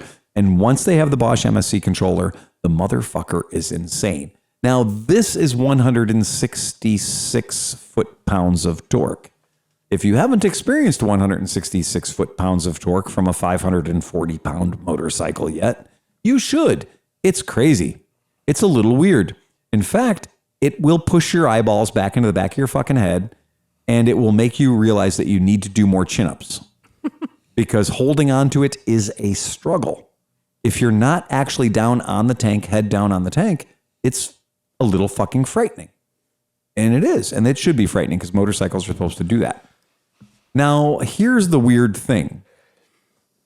Sooner or later, people would figure out electric motorcycles could do things gasoline-powered motorcycles couldn't do. That motorcycle goes backwards. Which I've always thought that any motorcycle that weighs more than 600 pounds should go backwards. Now, this one weighs 540, wet or dry, because it turns out electrons are pretty fucking light. Yeah. But yeah, you can press a button on it and it moves backwards at walking pace, right? So that you can park it easier and that kind of thing, or moves forward at walking pace. So you can park it a lot easier, stuff like that. It also has all the things that you can do remotely because there's a cell phone built into the bike. So all of its computer things can happen on your phone, even if you're not home with it. Or if your bike is being borrowed by somebody and you want to fuck their world up, you can do that remotely. Or if you want to have the bike alert you when somebody breaks, if you can't afford a security system in your house, you just buy the bike. Yeah. Because then if a mouse farts, you get a text message that says that a mouse farted near your bike. Smith is going to buy one of these and say, John, take it out. And then he's going to be like, I don't know what happened. I was working on my phone. It's a 5-year unlimited warranty on the battery and 2 years on the bike itself, all that stuff. And it's top speed on this one. It's kind of funny because I've been riding a Zero SRS, which is their street, sport bike. And I've been riding one of those, and top speed on those is 124, 126 miles per hour. And this one has the 19-inch wheel in the front. So they've got it turned down to 112 miles per hour. Speaking of Smith. How do you tell a blind guy at a nude beach? It's not hard. Not hard.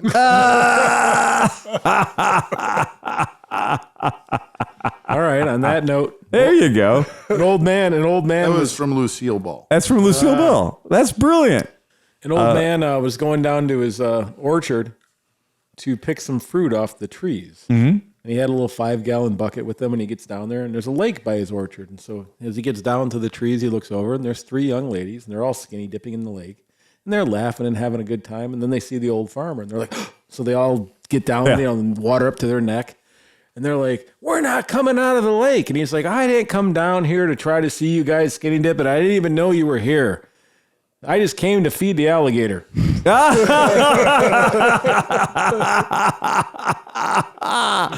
Oh, that's brilliant. That's fantastic. That bike comes with heated grips, standard. It's civilized. It's extremely civilized. Very nice. It comes with a hidden storage compartment. Yeah, I like that. You do like that. I know you like that. I mean, what's in the gas tank? That's a frunk. That's a frunk. And it's a bigger frunk than any Zero's ever had before. So it has more frunk than Zero's ever put in a bike before. There's also a storage area under the seat. With the thing that's in it now, the charger, did you have to take that with? That's what you take with you? If you want to have, if you don't want to go to a level 2 charger, Yeah.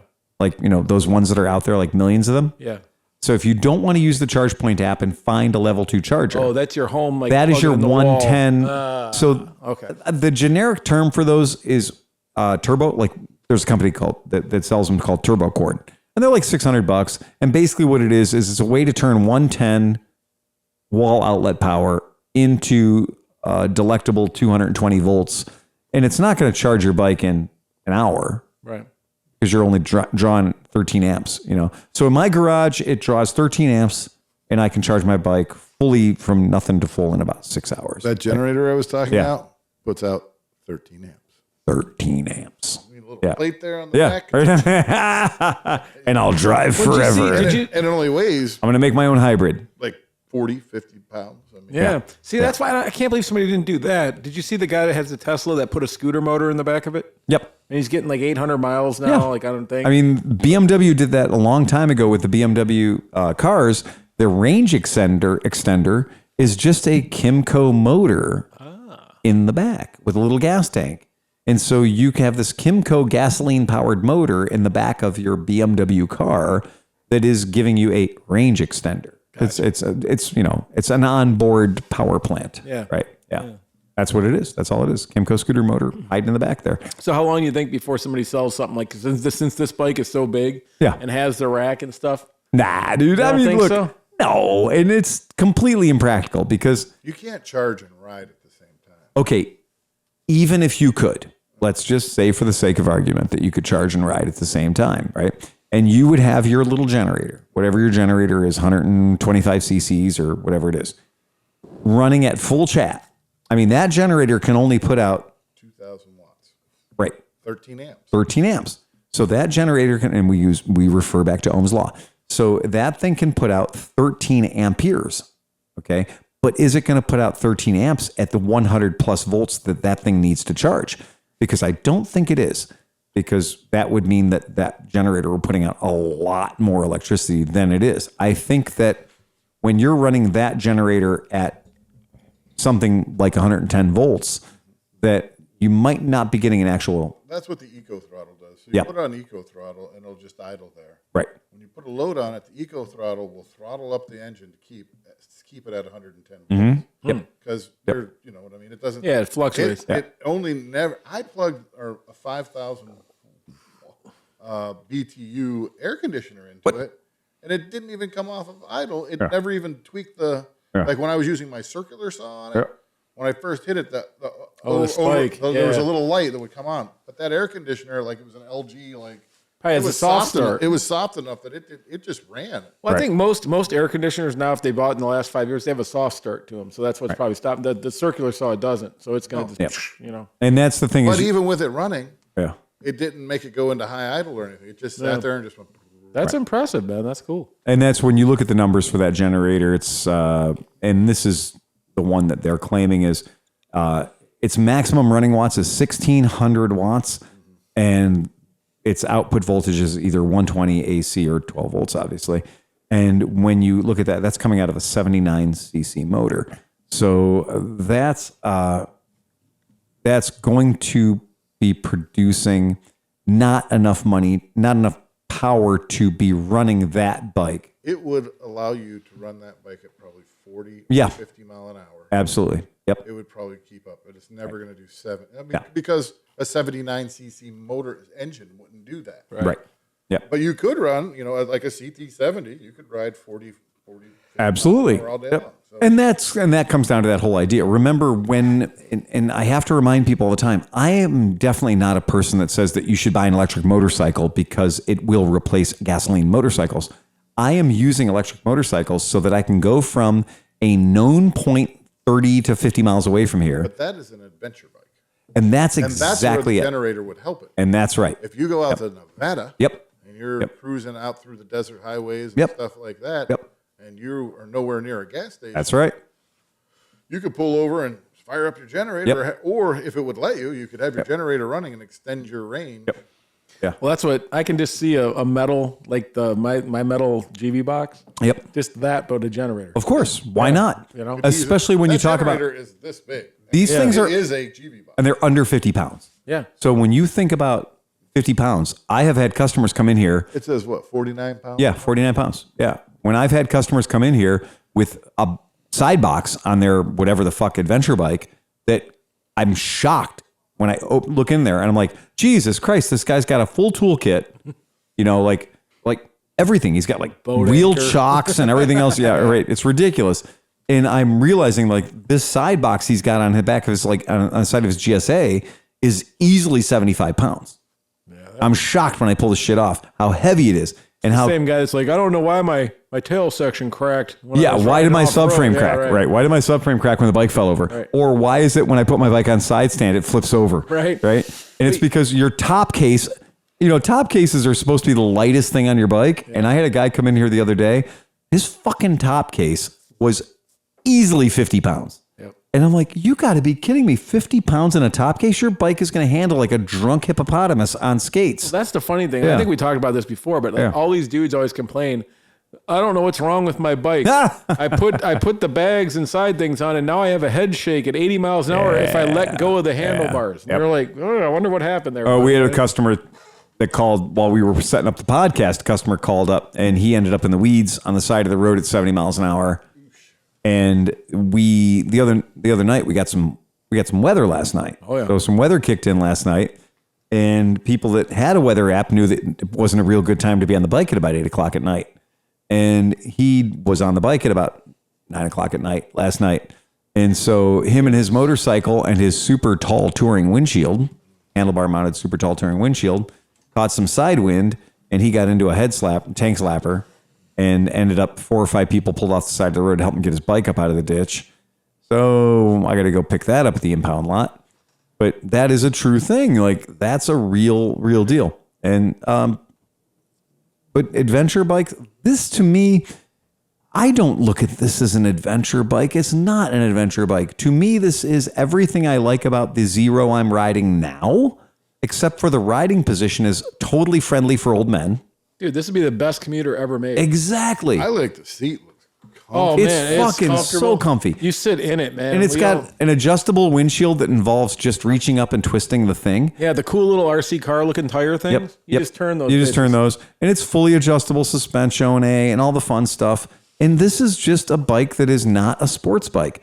So the previous Zeros have been a street fighter, right, of this ilk, of this motor, of this platform. They've been a street fighter and an actual sport touring bike, right? So that's great. But this is the bike for guys that don't want to lean down. I've been riding the SRS, the sport version, and I've been riding it for the past week or so. And yeah, I'm not going to be proud. I'm not Valentino Rossi. I don't need to have my weight on the heels of my hands. Right.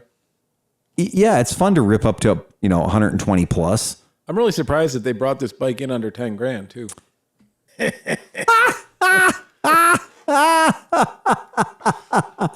And did we mention that they took away the federal tax credit? Tiger. Hey-o! And boy, the Tiger wins in that one again. Absolutely. In case you're not sure what we think the perfect 2022 motorcycle is, it might be the Tiger. Yeah. It might be the Tiger 660. Good price. That is a very good example, because this thing is all of $25,000. All of $25,000. But in 15 years, you'll pay yourself back. No, you won't. No, you won't. If you think that you are going to justify to your wife or your friends, You can't guarantee how much gas is going to be. I haven't. Right. I haven't. Yeah, you're right. Right. You're right. I have an app for You're my. calculating it at Right. reasonable prices. I have an app for my Zero where I can take the price of fuel and I can adjust the price of fuel from what it is today to $20 a gallon. And then it would tell me how long it would take my Zero to pay for itself, right? Gotcha. Okay. Nice. Yeah. Nice. And it's funny because this blue Zero that's behind me, this SRS, has got about 8,000 miles on it. And I looked at that and I was like, okay, well, how much money in gasoline did this bike over 8,000 miles save its owner? Was it like $500 or something? It was about $800, Yeah, right? yeah. Right. But the point being, like, that's $23,000 motorcycle. This is an important thing. Yeah. So an update from last week's long conversation about battery bounce. Battery Now, bounce. after you gave this thing a proper licking, did it come back? And I did what John said. So I did exactly what John told me to do, and that is I have sequentially murdered the battery 3 times. Mm-hmm. So I have killed the battery and let the battery come back, kill the battery, let the battery come back, kill the battery, let the battery come back. And I'm enjoying killing it. It's so much fun. It really is fun. It is great to jump on a motorcycle and Are you go. just driving around your neighborhood when it gets No, full, I'm or- leaving here Yeah. and I'm doing the Porco Challenge Okay. without the Porco part. I'm just leaving here and getting to my house as fast as possible. Gotcha. I've gone past 2 law enforcement officers at speeds in excess of 120. And they didn't hear you, so they didn't know you were there. Well, I just didn't even get up. I just stayed right in it. I was like, whatever they do, they do. I can't control them. Yeah. I can't predict what they're going to do. I'm just going to do what I'm doing. And I don't know what I'm doing. I've given up caring. To be fair, I don't have a license plate on the bike. Oh. No. Well, they figured at that point they can't do anything. I just decided it'd be better to not have one. So I just don't have a license plate on the bike. And, The guy that I got from the electric bicycle store told me I didn't need yeah, one. right. Yeah. I'm not telling anybody that what I do is a smart thing to do. It's not. right? This is a mongoose. All the parts are from Wish. What's the problem here? I am very, but it has been very funny. So I've been like, It's under 2 horsepower. look, Well, if no. the goal, if somebody told you, I want you to drain the fuel out of your motorcycle as fast as you possibly can using the motor alone. Oh, all right. Right. Because I got this sweet ass. I know, dude. You Suck 26 gallons Just out of my take a truck. hammer and knock the fuel tap off. you It'll can be do empty that in a too, yeah, second. yeah. But if somebody told you had to empty all the gasoline out of your motorcycle in the shortest period of time possible, you could have a lot of fun just never dropping below 10,000 RPM. True. Well, it turns out with electricity, you can do the same thing. Leave the bike in sport mode 100% of the time. Use it like a light switch and basically hold the fuck on because it is Tron all the time. It is so impossibly fast. And I've got a Sena Bluetooth helmet. Yeah. So I've got music going into my helmet and stuff. And, you know, I am. Highway to No. the day. I'm just nothing but Rob Zombie. Okay. And it is pure Rob Zombie all the time and just hate riding this motorcycle. Through the Oh, I am electrons so. I went 3 exits past my house the other day. 3 exits past my house happens? because I was just like, I have it. We are going 126 miles per hour, which is as fast as the bike wants to let me go. Right. And I'm just going to leave it here. And we're just going to go because it's not that. I mean, well, stupid statement. It's not that fast, but it's that fast. Yeah, it's right. it's right in the fast enough. pocket. It's right in the pocket. Exactly. It's totally comfortable. Like 120 is manageable. 140 is kind of gnarly. 140, you bounce around a little bit. Yeah. 140, you're kind of here and there and everywhere. Like, Unless you know, you're like a slinky and you can really I'm- become part of the bike. I'm too thick. Yeah, me too. Right. I'm too thick for that. And even with a good size windshield, I'm still too thick. That ZX 1400RR, yeah. Well, that bike, you could lay on that, but you wouldn't even know you're going that fast. Yeah, My Z900 doesn't Yeah. have a lot of protection. No, not and at all. so over 130, 140, you're like, Oh yeah. Yeah, it's crazy. And what I did was I basically drove past my house to get it down to like 6%. yeah. So I was like, I'm going to get it down to 6% at Now, when full you chat. when you come up, so you're balling out down Yeah. there doing Yeah. your thing. You get off the highway, roll off of it, and hit Yeah. a stop sign. Does Right. it come up a few percentage when it's not? Yes, Uh, it does. Okay. Yeah, and it does. It bounces. The battery, like we were talking about, the battery bounces pretty much all the time. You think that you're like down to 6%. You come up to the red light. You stop for a second. By the time you look down, the light's going green. You look down, you're like, oh, I'm up to 9%. Okay. So that's fine. But it is funny that I've been kind of intentionally murdering the battery just for fun. And then I did, if you set the charge limit to 95%, so when you get the bike up to 95% and you just leave it plugged in, then it goes into the balancing thing and it does all that. Yeah. So I went from something like it was an indicated 65 miles. It's going on the way I'm driving it, right? So it's not what it would be, the mileage it would give being driven by a normal human. It was like 65 miles and now I'm up to 112 miles. So it's like, Coming back. John's method is exactly right. That system has worked perfectly. Yeah, to do exactly what it needs to do. And we did I did a diagnostic on it because I was like, oh, what's the battery health? Because, you know, Zero has a thing that if your batteries get below, I think it's 85% health, then they qualify for replacement under warranty. And this bike is only not even 2 years old. So it would certainly qualify under warranty. No, my batteries are at like 99% health. Sweet. So it's great. So it's cool. It's just because the previous owner had never, ever Charged. well, he'd never done a full charge. Yeah. So he'd ridden the bike for 30 miles, charged it. Ridden a bike for 30 miles, charged it. Ridden a bike for 30 miles, charged it. And he did that for 3,000 miles. And so it never had a charge that went enough to balance the cells. That's what happens. Well, in worst case than a motorcycle, though, is phones. Yeah. People that do that to their phones, where they constantly leave them on chargers and shit. And then they're like, oh, my phone's a year old and it lasts for 4 hours. Right. And you're like, well, Yeah. you did that yourself. You did that yourself. Yeah, that's exactly right. So it is kind of a fun thing. And, you know, I'm not even trying to tell anybody, oh, get rid of your gasoline powered bike and buy an electric bike. No way. There's no way in the world I'm even coming close to saying that because it's a different kind of experience. And for me, I'm riding a 500-pound bike that is stupidly fast and makes no sound whatsoever. The brakes are probably 40% better than they need to be. The suspension's perfect. And I love their own, like their owner's manual is 186 pages long and it's not in print. You go online and it's the only owner's manual I've ever seen that spends like 14 pages telling you how to set up your suspension. Wow. And that's like I look at owner's manuals for other stuff and they're like, don't drink the acid in the battery. Yeah, right. Right. No pets under the seat. Right. Yeah. I mean, it's crazy. And this owner's manual is like telling you the correct, proper way to set up your suspension. It's like, that's kind of Like cool. the old ones. Remember we talked about how they'd actually tell you how to Valve adjustment. Yeah, it's cool. It's great. So did anybody go get that bike I posted today? No, I came here. I was thinking Okay. about it because I was like, that's a I middle. wanted to do it just for the cock blocking of it. 'Cause I was out there. I was close. I had to go do my plants. I was halfway to Lorraine. Oh, man. I'm like, I got $25 in my pocket and a motorcycle trailer right there. I should have just hooked up the trailer. Should have. Just been like, but I got it. A dude called me the shop to just to put it in If it's there perspective. tomorrow, I might get it because I'm But working he doesn't from have home. paperwork. No. No, it's a Mid-Ohio bike. It's a Mid-Ohio bike. It's exactly right. It is a But I'm Mid-Ohio thinking, bike. I've always wanted to create a Bozazuku bike. All right. Oh, What yeah. more do you need than an already chopped up fucking crazy ass I 450? guarantee you that front end, that overextended front end, Yep. which all it is really is it's just you bought extra long tubes.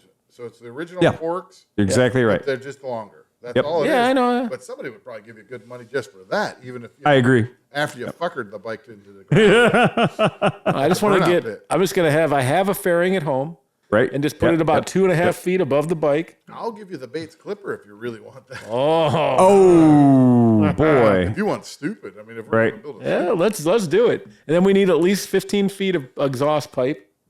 I've got some old fence poles. Yeah. I've got some old fence poles. Galvanized The fence Cleveland poles. Moto fucking podcast logo, all done in exhaust Oh, pipe. yeah. Yeah, So a gentleman, a they person, have fireworks mounts. a Oh, human. definitely. Yeah. Mortar tubes, different sizes, Nice. 2, 3, and 4. Hell yeah. Yep. A person called the shop, and the person that called the shop just straight up said, "You guys buy bikes?" And I was like, "Yeah, I'll buy bikes. Sure, why not, man? I'll buy anything, right? I'll buy a bike." And so I said, "Well, what do you got?" And he goes, "I got a classic Honda." And I said, "Oh boy, this never ends well." Yeah.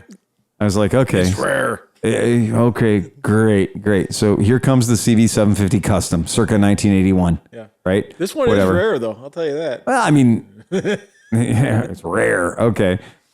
It's rare that It's somebody's rare. Going out there to pick it up. I Yeah, mean, it is. Yes, it any one little is. part of it. I mean, It is. That's exactly right. And that's the thing.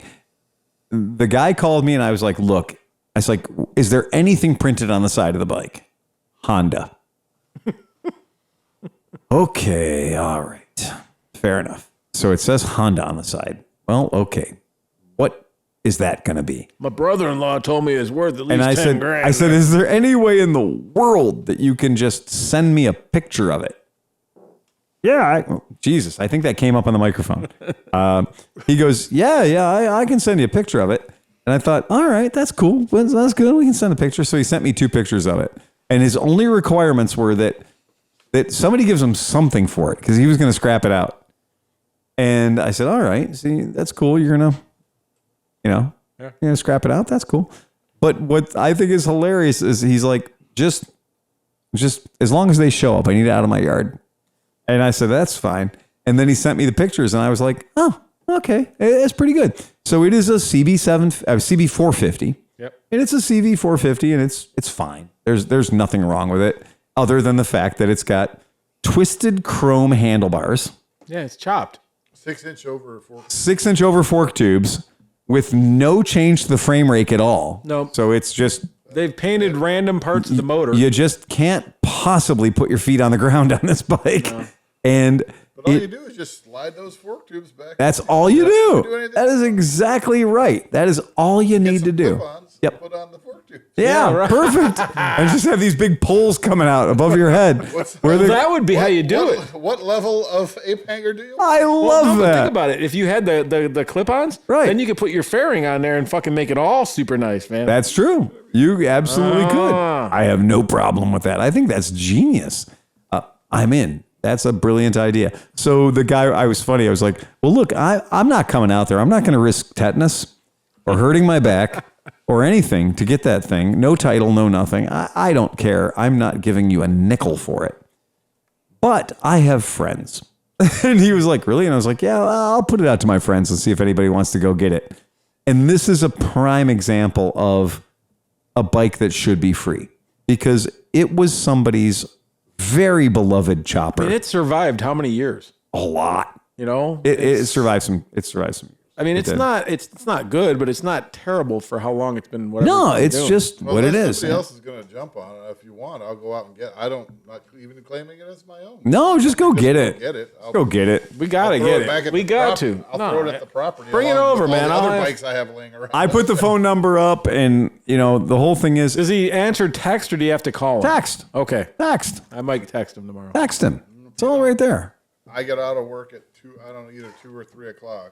I think it's hilarious. There's a goddamn damn near free. Because when I was like, yeah, you don't want any real money for it, do you? I was like, I mean, I'm not going to drive out there and have you expect me to give you anything for this thing. It's worth $12 as steel Yeah. at steel current, recycling prices. And he goes, well, I figured $25 or $50. I ain't giving it away. I said, all right, that's the way. I like the way you think. Yeah. Yeah. And there's zero chance he knows whoever owned this.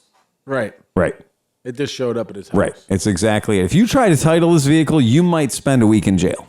Yeah, he got a couple of bags of something for that. I just think I think he either moved into the rental where this has been for a while. Yeah. Yeah. Yeah. And he agreed to clean up the backyard, and this was in the backyard. And he tried moving it, and he realized that it is not easy to move. Yeah. Yeah.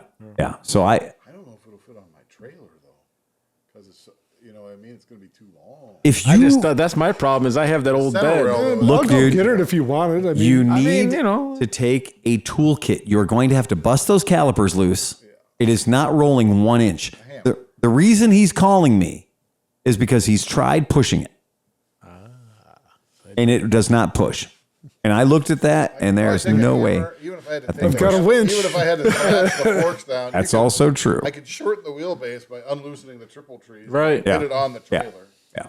It'll fit on the trailer. All right. Let's see. I mean, I'm home. I'm working from home tomorrow. If you laid this plan thing my on lunch. its side, you'd still be fine. You might improve the look. Well, I have the flatbed. I'll take the flatbed trailer. Right. I have the Right. flatbed. It's 8 feet long.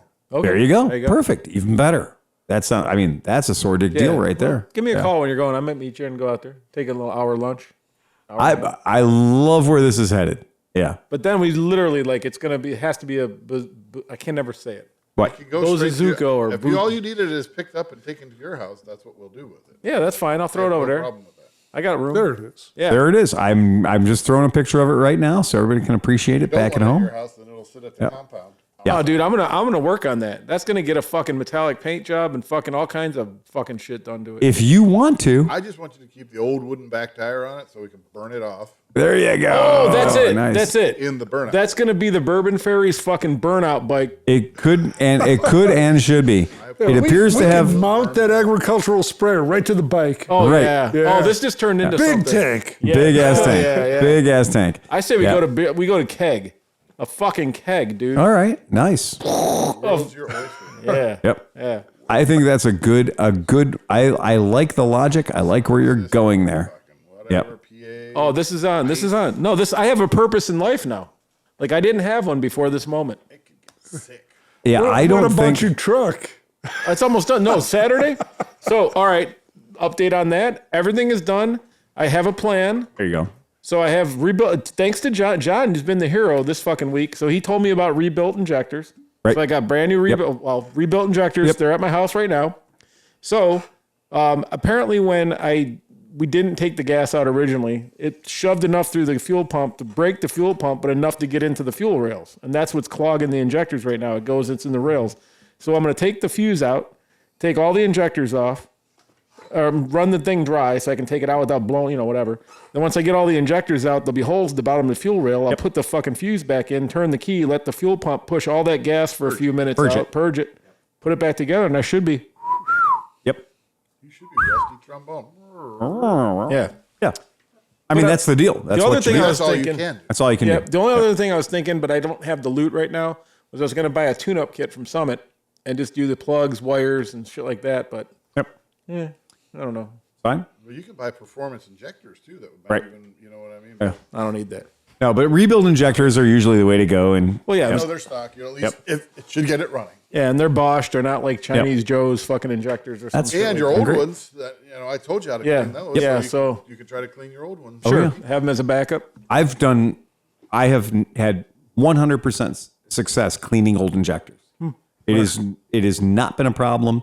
Hook them to a battery, run them, Momentary switch. momentary switch. So you can Yep. cycle them. Yep. And did you use the baby syringe? Yep. Yeah. Yeah. Okay. It works great.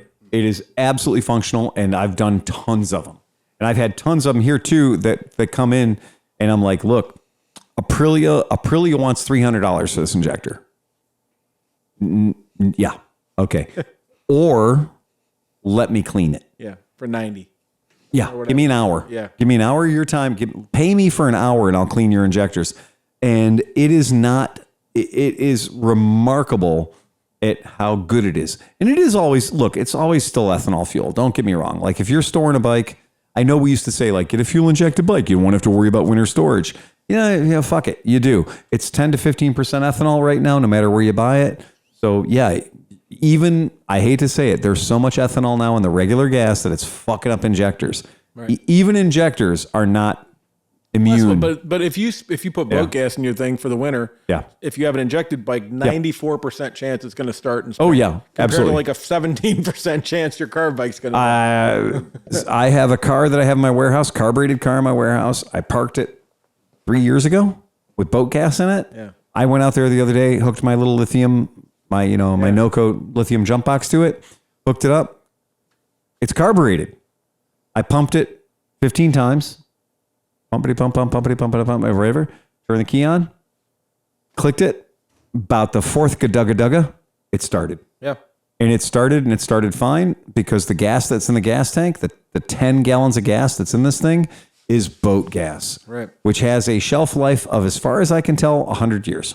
I just Right. got. I found cans of gas up there at Conneaut. At Conneaut, yeah. In old, look at this galvanized gas can Yep. from 19, who the fuck knows. Right. The house was last lived in 1984, right? Right. So it's at least I'm 40 like- fucking I'm like, years. Well, let's Yeah. know what this turpentine's like. Crack the lid. I'm like, It smells like gas. that actually smells like gas. Did Yep. the old screwdriver, dipped it, Yep. lit Light it it, up, and it's like, boom. Oh, it burned. Blaze on. Yeah. Wow. Poured some in the garden. I'm like, I'm just starting to work it through the Right. garden tractor. Yep. As I mow, I'm like, I'll just burn it up. But I'm like, damn, this shit will last 20. I shouldn't be burning it up. It's like, it's No, it's basically as stable as it can get. it's honestly, it is fermented. Right. Yeah. Yeah. And that's I think it might even be a two-stroke. That's another thing I will say. Two-stroke mix lasts a long time. You never have a hard time with your chainsaw coming up. No. Or your weed whacker. All those, like the two-stroke. Like, fuck using stabilizer. Just put a little two-stroke in your shit. Yeah, it's not going to hurt your bike. I've been running my 4-stroke lawnmower on two-stroke, like, just because I'm like, oh, I'm out of that can. I have some two-stroke. Boop, boop. Yep. So I got that fuel pump from Summit. Not a fuel pump for a car, but a pump. It's like a little battery operated thing. It sucked 26 gallons out of my tank in 5 minutes. I was putting gas and everything. I think I'm going to need some time alone with that. But anyway, but yeah, that's what. So and then I got a couple of the race fuel cans because they're cheap as shit. And so that's what I'm going to get real gas. I'm going to suck out all the old gas that the bikes haven't ridden a lot this year and put that in there, and hopefully it'll work for next year. Well, we talked about places to get some decent fuel. So Yep. Realgas.org, man. Yeah. And just, that is, docs are your friend. yeah, that's my tip. I mean, this week has been nothing but 25 people, 30 people calling me, talking to me about winter storage and like, how do I put my bike up for the winter? I'm like, yeah, watch a YouTube video. There's no shortage of people telling you exactly what to do to put the bikes up. Listen to podcasts. Right. Well, I was hoping- Listen to podcast 12 or 13. 23, Yeah. 57, Right. 62. Yeah. It's Well, I exactly think it. next week I thought we sent the email that we're going to try to put together the top 10 tips for I think we winter should. storage. I think that's what we should do. And I think that we should do that. I think there should be one fucking video. Why? Because This week has been a tough week for me. Right? We could do that. Why don't we set up a Moto Stories? We'll do that as the episode. I think we should do it as the episode. And then you just make cards. Right. And when people ask, yeah. What's your email? Right. Yep. Boom. Yep. Yeah, let's do it. The consummate, the ultimate, one hit, 20-minute short attention span video for people. Watch it get a million hits. The definitive, whatever you want to call it. The definitive, all you need to know, everything you needed to know for dummies. Unboxing Paw Patrol Justin Bieber video. Yeah, that's exactly right. Yeah, not safe for work. Yeah, that's it. Sure. Yeah. We'll do that. Yeah. Yes. Well, I like those. So those are you got some more GN 400s. Well, it was a sore dick deal. So those look like they've been ridden.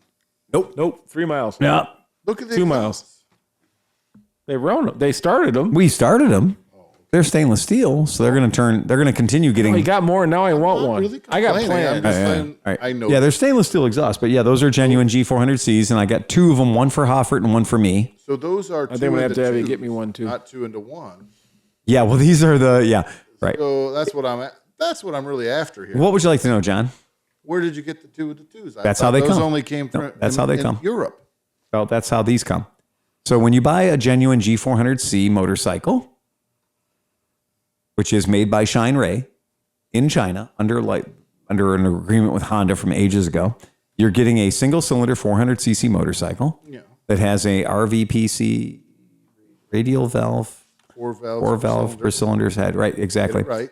2 exhaust valves, right? Yes. And 2 exhaust ports. 2 exhaust ports. Therefore, 2 and fuel injection valves and 2 But I exhaust thought the valves. American ones were only getting a 2 into 1. No. No, that was just the one that he built. That was the one I built, the Scrambler. Yeah.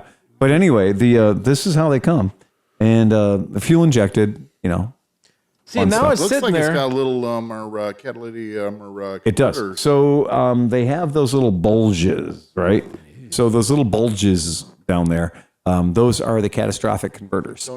Yes, It looks like they tried to tuck and it didn't quite work. Right. And they're down, but the good news is they're down there where it's That's fine. Yeah, it's not so bad. I've seen this 1,000 times, but now I saw it this time and I want one. And I got ideas for it. Yeah, it's pretty hard to not like this motorcycle if you're just looking for a motorcycle that you're like, I just want a motorcycle that's affordable and fun and I can throw it around. And Do those have a squirter or a carburetor? oh no, they're squirters. That is a fuel injected. And here's the thing that I had a little bit of excitement over the Highness, the Hness CB350 that came out in India, wondering if it would ever want to make it here, but you get everything that bike is. And well, that's what with that. I'm thinking about maybe just moving my 350. do you know what else this that motorcycle has that should get people's attention? Tell me, Phil. An oil bag. Oh, okay.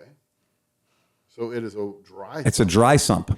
So this motorcycle, and that's to a thing that for people that work on motorcycles, when you say I've got a 400cc motorcycle and I've got 1 liter of oil running around trying to do all the work. Okay. All right. Cool. But when you tell me that you've got a 400cc motorcycle and you've got 3 liters of oil, that motor's going to last a lot longer. And so this design, when Honda designed this, this 400cc motor ages ago, back in the days of the old XR400, right? EX400. It has always been a oil bag or dry sump motor. And that idea behind that is that your oil is not just a sludge pit.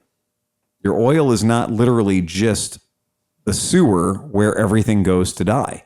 Right there where all the heat of the engine Yes. is, it's separate from the engine. Exactly. It can So actually cool off. It doesn't need to have an oil cooler. It's away from the engine where it can be cooled off. every before it goes time, back to the engine. exactly. Every time that 3 quarts of oil takes a ride, it goes through a really, really decent cooling path as well. So these motors historically have been very, very hard to kill. And to be able to buy it at genuine scooter company doing their G400C thing, it's a really, really good engine. We sold a lot of them and we've had not a fucking problem with them. So it's a good bike. It's a good, reliable bike. And right now, talk to your local dealer. It's that sore dick deal. You really can't beat it. Well, here's somebody calling now for Oh my God. C. Oh my Lord. green or red? Oh no, I'm getting my shit together for a Theater Bazaar. What color is Hofford getting? So Hoffert's taking the green, and I'm taking the red, and I have an extra green gas tank here from a previous deal. Sure. And yeah, but Yeah, I think I need a green one. yeah, I they come in figured out- I green, gotta they come in figure green, they come in red, and they come in Graphics black. kits from you, Sleepy. You need to Green, red, and black. Honda-ize that thing. I got plans. Now that I saw it again and I had some ideas about something I wanted to do, Yeah. I got plans now. But now I got to sell something or find some money. Well, the funny thing, we did both, brother. We built the scrambler out of it, and it was totally cromulent. Like there was nothing wrong with when we did the scrambler version of that. It was fucking priceless. It was perfect. And the funny thing is, the guy that we sold the scrambler to, I think he's put 18 miles on it since we sold it to him, which is like, wow. I'm really glad I really worked so hard to build that motorcycle. But again, it's just a neighborhood bomb around on bike, right? The bike, like for the price, we joke all the time, for the price of a Chinese built 150cc scooter, you can have that. Proper motorcycle. It's a legit motorcycle, and it's a lot of fun, and they're cool. I've had Great first bike. It is a great first bike. It's a great first bike. It's got plenty of tire, plenty of suspension, plenty of brakes. It's fuel injected. It's fine. It's a good bike. I enjoy them. I really like riding them around.